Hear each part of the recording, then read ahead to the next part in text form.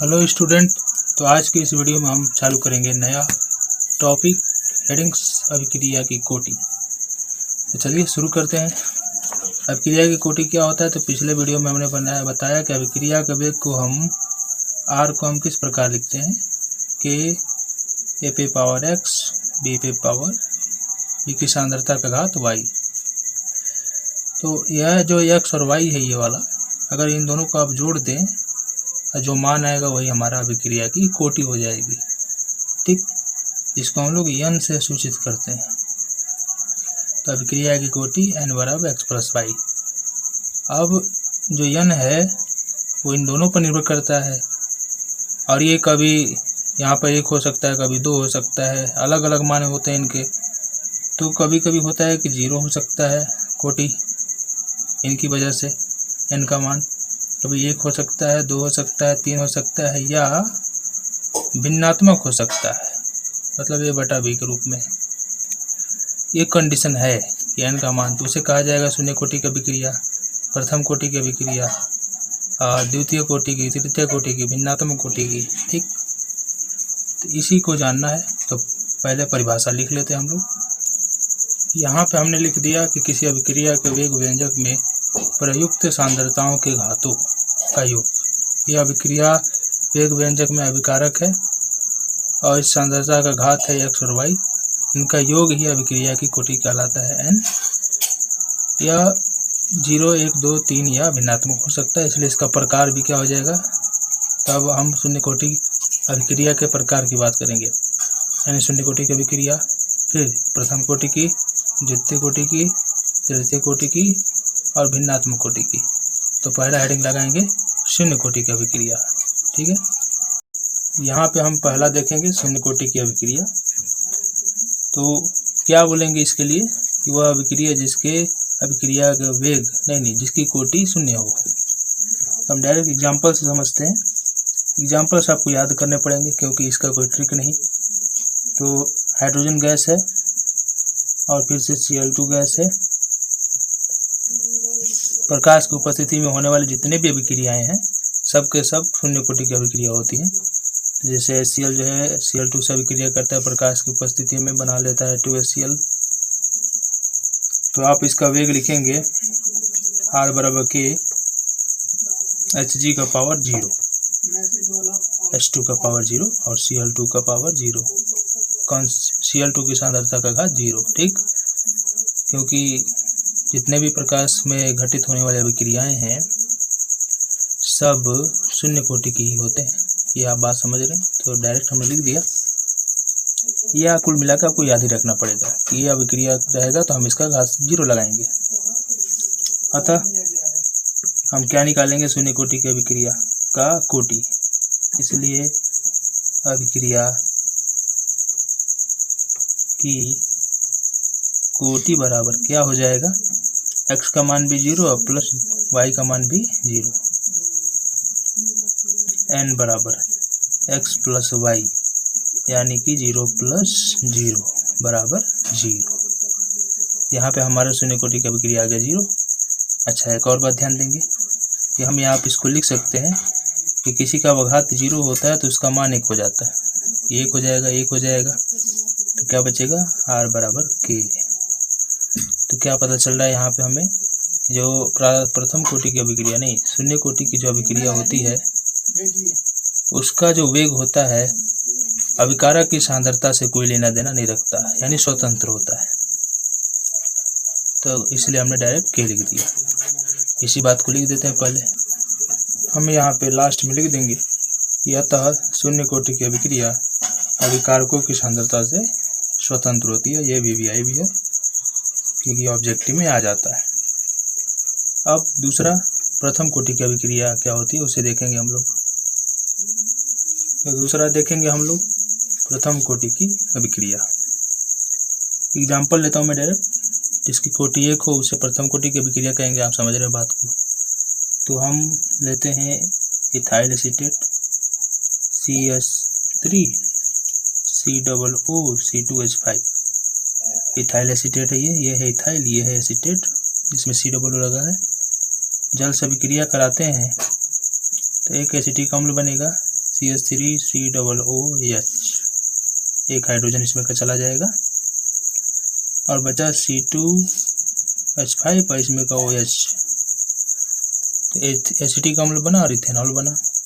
अब इसका हमें R लिखना हो तो हम क्या करेंगे, K यहाँ पे लिखना है, फिर लिखना है CH3COO C2H5 का पावर 1 और H2O का यहाँ पे 0 होता है। तब निश्चित है कि आप इसका n निकालेंगे तो दोनों को जोड़ने पर कितना आएगा, n बराबर 1 + 0 बराबर हमारा 1 आ जाएगा, यानी इसलिए n बराबर 1। अतः ये प्रथम कोटि की अभिक्रिया है। ठीक, अब इसे छद्म प्रथम कोटि की अभिक्रिया भी कहा जाता है, जिसके बारे में हम आगे वीडियो में जानेंगे। प्रथम कोटि शून्य कोटि में बहुत सारे एग्जाम्पल है रिएक्शन के, जिसको हम बाद में जब इसकी गतिकी पढ़ेंगे शून्य कोटि की प्रथम कोटि की, तो उसमें बहुत सारे 4, 5, 6 एग्जाम्पल लिखवा देंगे कौन कौन सी अभिक्रियाएं हैं जो इसमें आती हैं। अभी हम एक एक करके समझा रहे हैं। ठीक, चलिए अब हम लोग तीसरा देखेंगे, द्वितीय कोटि की अभिक्रिया।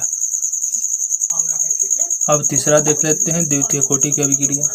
तो जिस अभिक्रिया की कोटि 2 हो उसे द्वितीय कोटि कहेंगे। हम डायरेक्ट एग्जाम्पल से समझते हैं। H2 और I2 की अभिक्रिया होने पर 2HI बनता है और ये द्वितीय कोटि का अभिक्रिया होता है। ठीक, ऐसा नहीं कि हाइड्रोजन का अभिक्रिया किसी भी हाइड्रोजन से हो जाए तो शून्य कोटि का होगा, जैसे वहाँ पे आपने H2Cl2 देखा था, ऐसा बिल्कुल नहीं। मैंने बोला कि इसको याद ही रखना पड़ेगा आपको। ठीक है, तो आप इसका R बराबर लिखेंगे K H2 पावर 1 नहीं भी दिखाते हैं, 1 वैसे नहीं दिखाया जाता, और I2 यहाँ पे 1 छिपा है, इसलिए यहाँ पे n बराबर क्या हो जाएगा, 1 + 1 बराबर 2, यानी कि n बराबर 2। तो यहाँ पे अभिक्रिया की कोटि 2 हो जाती है। फिर उसी तरह तृतीय कोटि की अभिक्रिया देख लेते हैं। अब चौथा देखेंगे हम लोग, तृतीय कोटि की अभिक्रिया। तो वही बात जिस अभिक्रिया की कोटि 3 हो। जैसे एग्जांपल लेते हैं, NO + Br2 रिएक्शन करके बनाएगा NOBr, बैलेंस करने के लिए यहाँ पे 2 लगा देंगे। अब इसका हम कोटि लिखेंगे R, तो हो जाएगा K NO की सांद्रता का घात 2 और Br2 का पावर कुछ नहीं तो 1 होता है यहाँ पे। वैसे मैं प्रयोग से बता रहा हूँ, ये प्रयोग से लिखा गया है। अब इसलिए आप यहाँ निकालेंगे तो 2 + 1 बराबर हो जाएगा 3, यानी कि n बराबर 3। तो तृतीय कोटि की अभिक्रिया के लिए कोटि का मान 3 हो गया। एक बात और ध्यान देंगे कि यहाँ पे 2 था, वही 2 यहाँ पे हुआ। यहाँ पर आगे 1 था स्टोइकियोमेट्रिक, तो यहाँ पे भी 1 ही आया। जब ऐसा मैच कर जाए तो समझ लीजिएगा कि वो अभिक्रिया जो है प्राथमिक अभिक्रिया है। यह अभिक्रिया प्राथमिक अभिक्रिया है। और प्राथमिक अभिक्रिया किसे कहते हैं, जो एक पद में पूरा हो जाए, उसी का हम वेग जो है स्टोइकियोमेट्रिक गुणांक देखकर लिख सकते हैं, अन्यथा जटिल का नहीं लिख सकते। फिर उसी तरह यहाँ पे भी ध्यान से देखें तो यहाँ पे भी 1 है तो इसका घात 1 हो गया, यहाँ पे भी 1 है तो इसका घात 1 हो गया, यानी ये भी क्या है, प्राथमिक अभिक्रिया है। ठीक, अब तृतीय कोटि हो गया। अब भिन्नात्मक कोटि की बात कर लेते हैं। चतुर्थ भी हो सकता है, लेकिन एनसीईआरटी में भिन्नात्मक की बात किया, तो हम बात करेंगे भिन्नात्मक कोटि की अभिक्रिया। भिन्नात्मक कोटि अभिक्रिया का मतलब हो जाता है कि उस अभिक्रिया की कोटि भिन्न में आएगा, यानी A/B के रूप में आएगा। जैसे एग्जांपल लेते हैं हम लोग, H2 गैस है, Br2 लिक्विड रूप में पाया जाता है, और इसको अभिक्रिया करेंगे तो हो जाएगा 2HBr, जो कि गैस रूप में आएगा। अब यहाँ पे देखिए बैलेंस किया गया है, 2 2 2 HBr लिख दिए।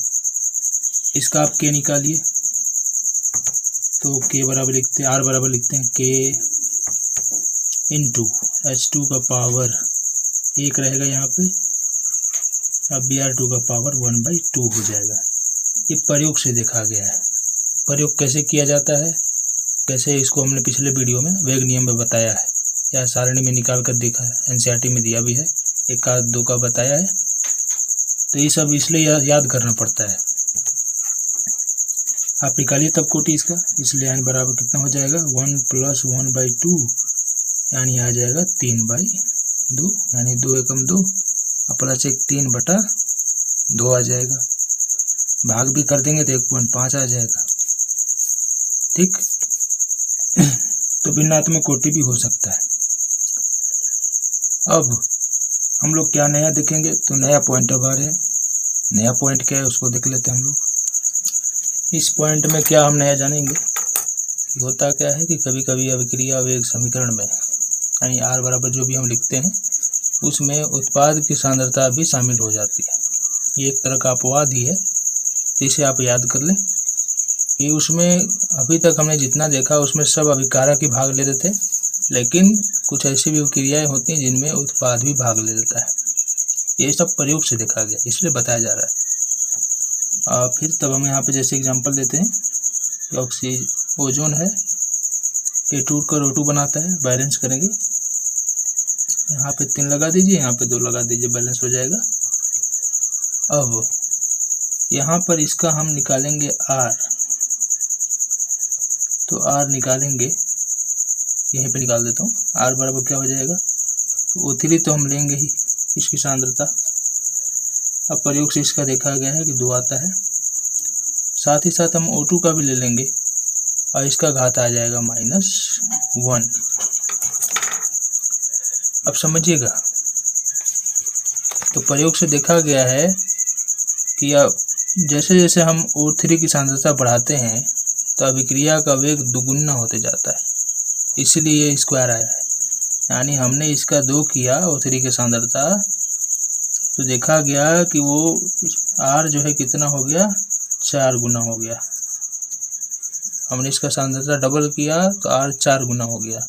यानी इससे स्पष्ट है कि जो O2 की सांद्रता है वो इसके R के जो है वर्ग के समानुपाती, वर्ग के। तभी तो O3 की सांद्रता डबल करने पर R जो है 4 गुना बढ़ जा रहा है, इसीलिए। तो समझ रहे हैं बात को आप। तो यहाँ पर 2 आया। अब -1 क्या बता रहा है कि O2 की सांद्रता इसमें -1 है। यानी आप इस तरह देखें कि O2 जो R है वो O2 के -1 के समानुपाती है। यानी O2 की सांद्रता बढ़ाएंगे तो ये घटता चला जाएगा, मतलब ये R जो है समानुपाती है 1/O2 के, यानी व्युत्क्रम में है, उल्टा है। अगर इसको बढ़ाते हैं तो ये घटता है, और 1 गुना बढ़ाते तो 1 गुना घटता है, इसीलिए -1 है, केवल 1 है यहाँ पे। ऊपर जाएगा तो -1 हो जाएगा। ये सारा होता है, ये प्रयोग से देखा जाता है। मैं आपको शॉर्टकट डायरेक्ट बता रहा हूँ, वहाँ पे कुछ आंकड़े आते हैं, उस आंकड़े से अनुमान लगाया जाता है।